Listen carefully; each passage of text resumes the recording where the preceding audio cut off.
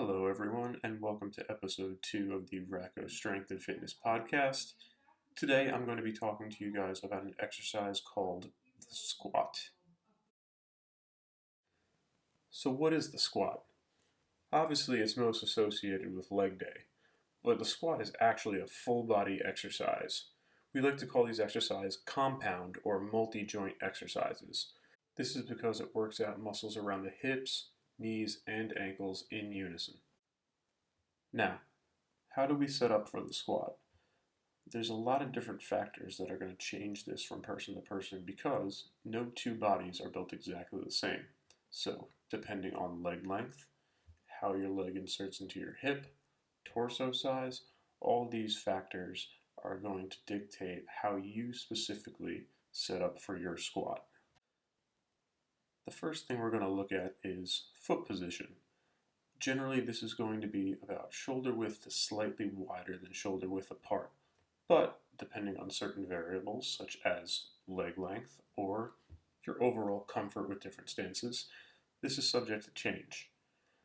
Now, we're going to initiate the movement of the squat with our hips. That's not to say that all the movement is in the hips, it's not Happy Gilmore, but we initiate movement with the hips and then we allow our knees to follow to complete the movement. As we descend, I want you to think about sitting on or just behind your heels. That's not to say I want your butt to actually touch your feet or to touch the ground. It's just a point of reference so our bodies move in the proper pattern. As we descend in our squat, we want to drive our knees out. This will give our body more room as we try to reach full depth on the movement. A general rule of thumb when squatting is we want our knees to track with our toes. We never want our knees to collapse inside our feet. It's also important that throughout the movement we maintain core integrity.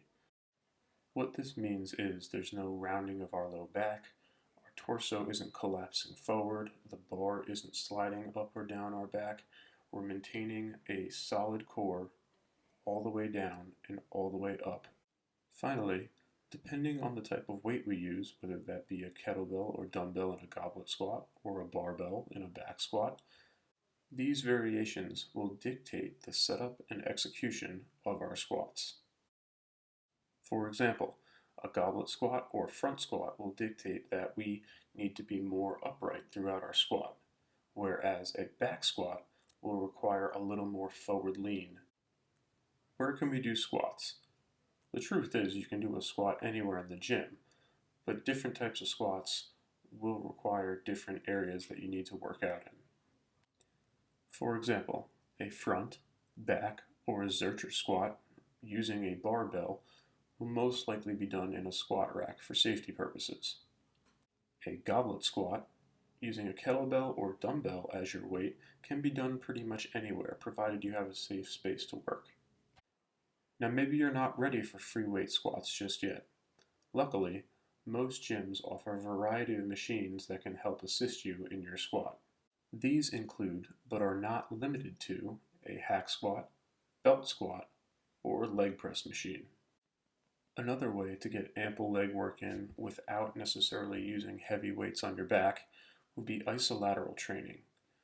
This kind of training focuses on one leg at a time. A few exercises you might try would be the pistol squat, split squats, or different variations of lunges. So when should you add squats into your workout? Generally, if you're trying to build strength with your squat, you want to do them first. This is when you're fresh, you're not tired or fatigued, and you're more mentally focused for the difficult exercise. Squat accessories, like the leg press, lunges, or other high rep squats, maybe like a goblet squat, can be done later in your workout to give your training a little more volume. Why should we squat? Well, like I said before, it is a full body builder and a heck of a leg workout. Now obviously the primary muscles worked in the squat are the quadriceps and glute max. But the squat also works your adductors, your soleus, hamstrings, your erectors and abs, which make up your core, your glute medius and minimus, which adds to hip stability, and your gastrocnemius found in your calf. So who benefits from squatting? Short answer, is everyone can benefit from squatting regularly. But I also understand that the typical squat is not necessarily great for everyone. If you are unable to perform a barbell or free weight squat, there are plenty of variations that you can use to get the same kind of training for your legs and core. I've already mentioned some machines that give you some added stability like the hack squat, belt squat, and leg press. But if you'd like the benefit of practicing the squat on your own 2 feet, most gyms have TRX bands available. Using a TRX band can give you some added support while still going through the full range of motion of a squat. If you don't have a TRX band available, you can also try and support yourself by grabbing onto a pole, trying wall sits, or even using a bench or box for squats. Well guys, that's about it. I hope you found this video beneficial and you learned something new about the squat. Please give this video a like and subscribe to the Racco Strength and Fitness channel. Thank you everyone, and remember, grab the bull by the tusks.